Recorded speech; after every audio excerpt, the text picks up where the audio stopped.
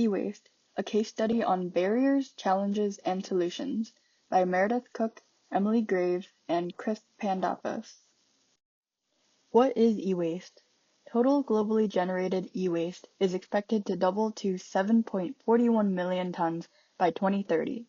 Electronic waste is discarded technology such as smartphones, televisions, computers, toasters, and other household appliances which contain parts composed of many material types that become toxic if not handled correctly. E-waste often follows a linear system, beginning from extraction of materials and ending up in landfills by the end of its lifetime. E-waste is a 21st century crisis impacting human health, ecosystems, and global communities. Improper disposal of electronics leads to hazardous waste leaching into our soil and water. A staggering 80% of e-waste ends up in landfills or informal recycling sites, where it's often burned or dismantled under unsafe conditions. This not only pollutes the environment, but also exposes workers to harmful toxins and worsens global health risks. In a linear economy, the focus is on rapid production and consumption. Companies extract raw materials like metals, plastics, and rare earth elements. These are turned into products with limited lifespans, often intentionally designed to fail or become obsolete. This take, make, dispose model leads to staggering waste. An alternative to the linear system is the circular economy. This model aims to keep materials in use for as long as possible, reducing waste and conserving resources. A circular economy focuses on three main principles: extending product life cycles, reusing materials, and recycling efficiently. Transitioning to a circular economy comes with challenges. Electronics are often designed with limited repair options or use materials that are difficult to separate and recycle. Consumer behavior also plays a role.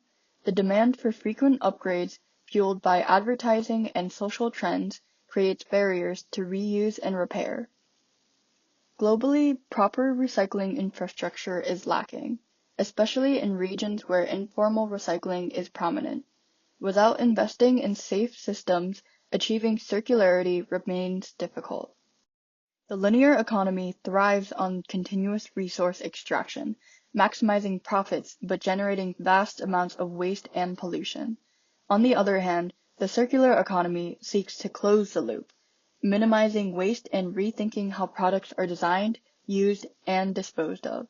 While the linear economy exploits limited resources, the circular economy reduces environmental impacts, preserves valuable materials, and can create jobs in repair and recycling industries. The root of the e-waste problem lies in unsustainable upstream practices. Resource extraction damages ecosystems, while energy-intensive production adds to emissions. Planned obsolescence drives overconsumption, as companies intentionally design products to become obsolete quickly. Global supply chains often exploit workers and pollute communities. Consumer demand for the latest technology fuels this cycle. To break this cycle, we need to shift towards sustainable designs, create longer lasting products, and move towards a circular economy that prioritizes repair and reuse. Downstream, we face significant challenges in e waste management. Improper disposal leads to the release of toxins like lead and mercury into soil and water. Informal recycling practices, often prevalent in developing countries, expose workers to hazardous materials and lack proper safety measures. This highlights the issue of environmental racism, as e waste is often shipped to these regions, shifting the toxic burden onto vulnerable communities. E waste has significant environmental and health impacts. Toxic substances like lead and mercury leach into the soil and water when electronics are improperly disposed of. Burning e waste releases harmful chemicals into the air, further polluting the environment and harming ecosystems and biodiversity. Human health is also severely impacted. Informal recyclers are often exposed to carcinogens and heavy metals, leading to respiratory illnesses, burns, and long term cancers. Communities living near e waste sites face contaminated water and food supplies, posing serious health risks. E-waste disproportionately impacts marginalized communities, particularly in developing countries.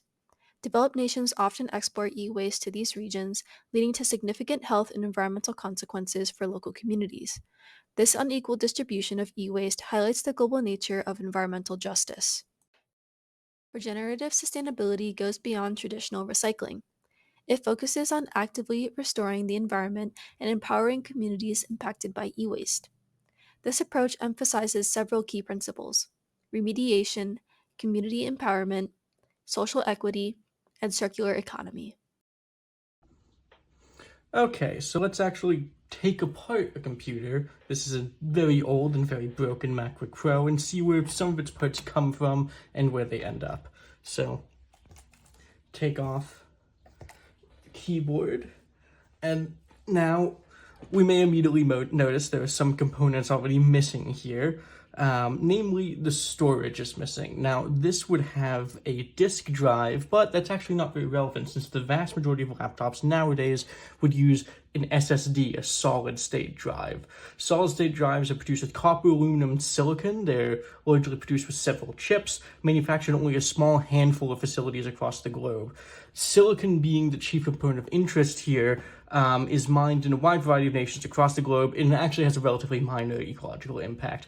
SSDs can be recycled, and Apple themselves, the manufacturer of this computer, offers service to do just that. Such recycling is not required or even common, however. Beyond that, an SSD that's not been properly encrypted or destroyed can still store personal data that can be recovered, and e-waste dumps, where these are often sent, are not secure locations. This is an issue for disk drives as well if they're not destroyed. Despite all this, little regulation exists around the disposal of these hard drives. Now, let's move on to some of the components that are in here, starting with the circuit boards, the most interesting components, probably. Now, there's a vast variety of circuit boards in this computer, but they're all made of generally the same stuff. Printed circuit boards like this are typically manufactured in countries like Singapore, Taiwan, or South Korea, and the primary functional material of these is copper. Basically all of the wiring and all of the connections across these printed circuit boards are made of copper. Most copper is mined in South America, where it has a somewhat spotty history as a mineral. Even more spotty is the copper mining that occurs in the Democratic Republic of the Congo, where alongside other mining, it still fuels conflict today. Copper is recyclable, but non-renewable. The metals used in printed circuit boards are recyclable, and there are individual companies that will break down or reuse old circuit boards. The laminate that the companies are printed onto, the circuits are printed onto, unfortunately can't be recycled, but the other materials can.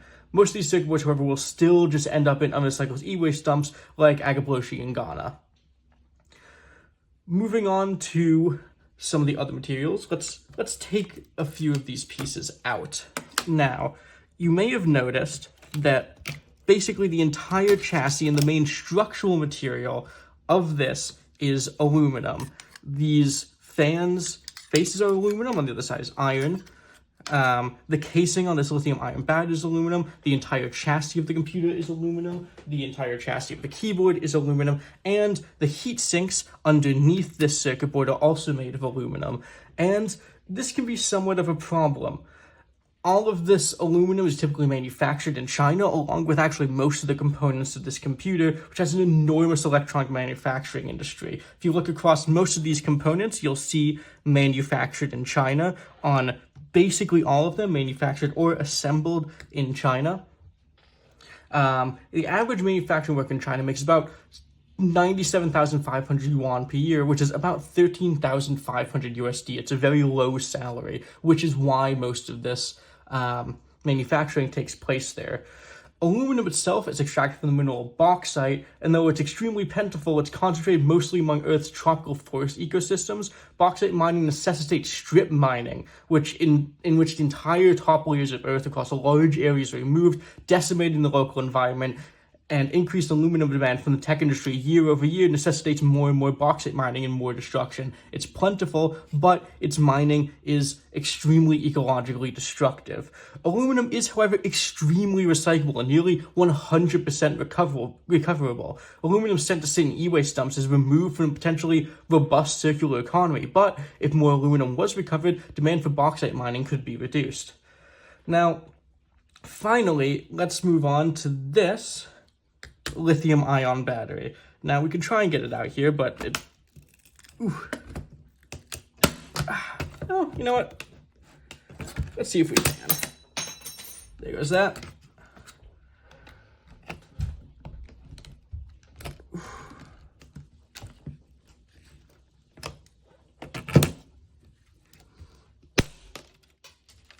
Whoops. Anyway.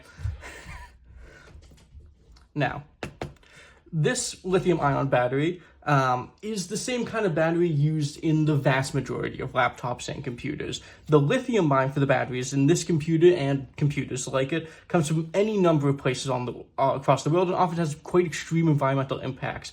Perhaps worse than this, however, is the cobalt in these batteries. The majority of cobalt is mined in the Democratic Republic of the Congo, which is commonly considered to be the world's most significant conflict mineral. Cobalt mining in the DRC operates in many cases on child and slave labor and funds the armed militias which perpetuate conflict in the region. Now, it's possible to recycle most of the materials in lithium-ion batteries, however, it's a difficult and expensive process with very little industrial support. Because of this, despite the valuable and expensive materials inside being recoverable, these batteries tend to be simply disposed of in e-waste dumps, where they sit actually quite dangerously because there's a lot of volatile chemical compounds in them, and they can even sometimes explode.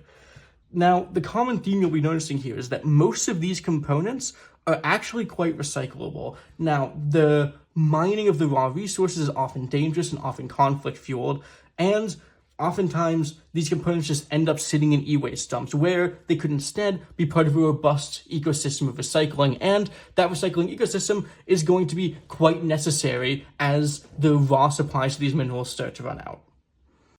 The e-waste crisis demands a collective effort, and we all have a role to play. Corporations can design recyclable products and take responsibility for their end of life. Governments can enforce strict environmental regulations and invest in sustainable e-waste management infrastructure. Consumers can recycle electronics responsibly and learn about the entire e-waste life cycle.